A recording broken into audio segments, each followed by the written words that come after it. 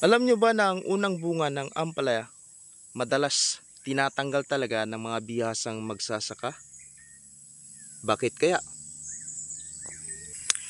Sa video natin na to ay tatalakayin natin kung bakit kailangan tanggalin ang unang bunga ng ampalaya at bibigyan ko rin kayo ng mga practical tips sa pagpupruning upang mas lalong dumami ang bunga ng inyong ampalaya. Bakit kailangan nating tanggalin ang unang bunga? Ang mga unang bunga, kung mas malapit dito sa pinakalupa, ay ating tinatanggal hanggat maliit pa.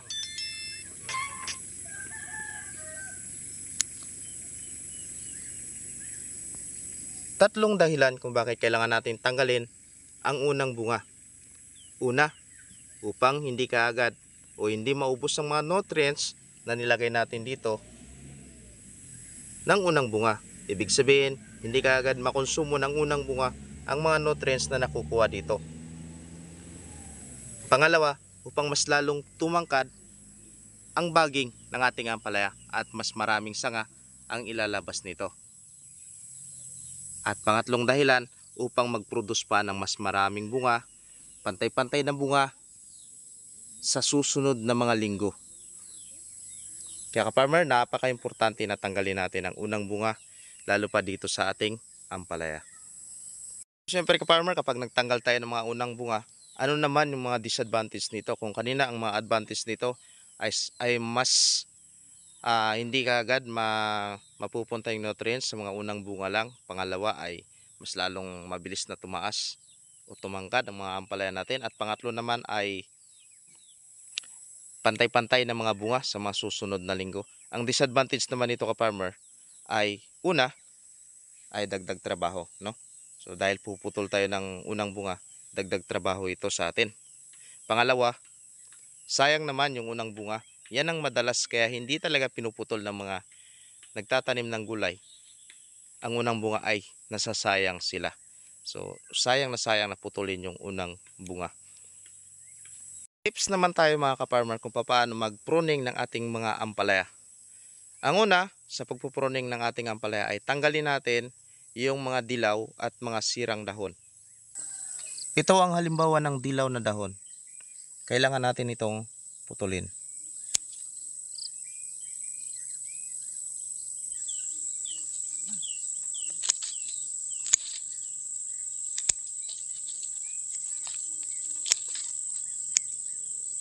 Ito naman ka-farmer ang mga sirang dahon. Sa mga sirang dahon naman, maaaring nasira siya dahil kinain siya ng mga insekto at may tsansa na mayroong mga itlog sa ilalim ng dahon. Pangalawa naman ay tatanggalin natin ang nasa ilalim parte na dahon. Itong sa may ibaba na dahon. So habang lumalaki ang ating ampalaya, ay dapat sinusundan din natin ang pagtanggal ng mga matatandang dahon.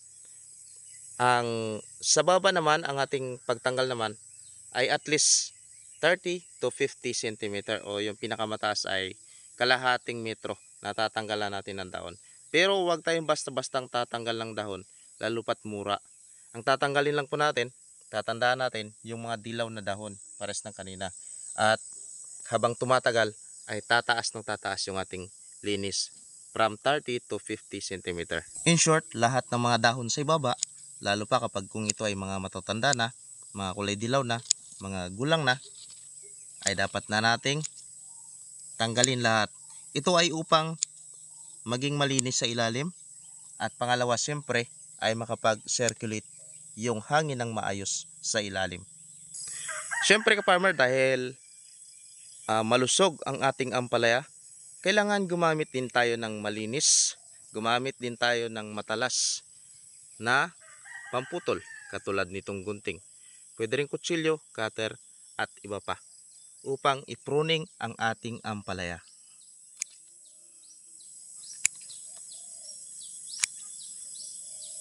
Tip number 4, kung magpupruning ng ampalaya, tandaan natin na magpruning kapag tuyo na ang daon ng ampalaya. Lalo pa kung ang inyong mga ampalaya ay meron ng sakit. Huwag tayo magpupruning ng katatapos lang ng ulan at iba pa na kung saan ang mga dahon ay basang-basa. At syempre, kung gagamit man tayo ng mga kutsilyo ng gunting, pwede naman tayong gumamit ng mga pang-disinfect upang hindi magkahawa-hawa ang ating mga ampalaya.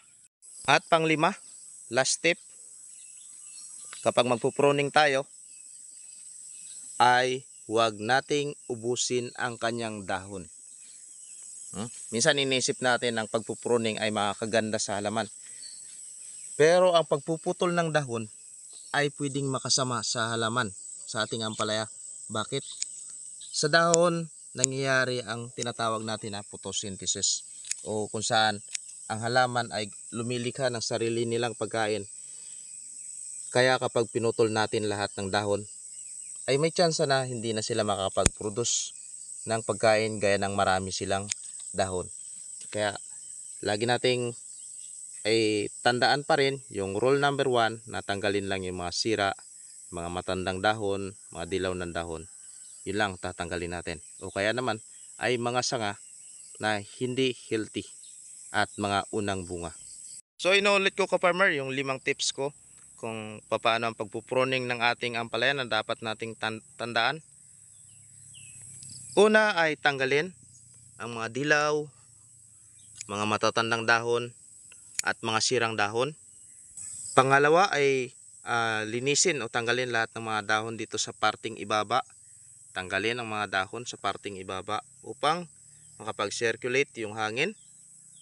Pangatlo ay gumamit ng matalas na gunting, kutsilyo at iba pa upang mas madaling mag-pruning at hindi masyadong masaktan yung ating mga pinupruning na ampalaya. Pangapat ka-farmer ay huwag uubusin lahat ng dahon dahil tandaan pa rin natin na ang dahon ay gumagawa pa rin ng kanilang pagkain gamit ang kanilang mga, o tandaan natin ang ampalaya ay gumagawa pa rin, o yung mga halaman ay gumagawa pa rin ng kanilang pagkain gamit ang dahon, o yung tinatawag natin na photosynthesis. Pangapat, iwasan nating mag-pruning kung katatapos lang ng malakas na ulan, ng ambon o iba pa na kung saan ang mga dahon ng ampalaya ay basang-basa. Mas magandang mag-pruning sa bandang umaga basta medyo tuyo-tuyo na ang dahon upang maiwasan natin yung pagkalat ng mga virus sa ating mga ampalaya. Kung mayroong na virus man, hindi maglipat sa iba.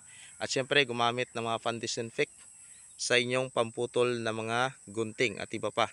Kung tama ang ating pag-aalaga sa ating mga gulay, sa ating ampalaya, ay magkakaroon maraming bunga, maraming sanga, at malulusog na mga dahon. At syempre kapag na-achieve natin yan, sigurado na mayroon tayong pangulam at mayroon tayong pambinta kung sakasakali mang may sobra. Maraming salamat sa inyong panood sa ating video ngayong araw, and I hope nakapagbigay tayo ng information sa inyo this morning kung bakit kailangan putulin ang unang bunga ng ating ampalaya, at syempre mga practical tips kung paano mag-pruning ng ampalaya dyan sa inyong mga bakuran. For the next video ay papakita naman natin sa inyo yung mga resulta ng ginawa natin dito sa garden at paano mag-abono at iba pa na gusto nyo matutunan. Kung mayroon kayong gustong matutunan, pwede nyo i-comment sa ating comment section. By the way mga ka-farmer, nasubukan nyo na ba yung ganitong klase ng mga pamamaraan sa pagpo-pruning? At nasubukan nyo rin bang tanggalin ang unang bunga ng inyong ampalaya? Ano ba yung resulta? Pwede nyo yang i-kwento sa ating comment section. Maraming salamat, and kung bago ka sa aking channel, don't forget to like, share, at syempre mag-subscribe ka na for more videos. Happy farming!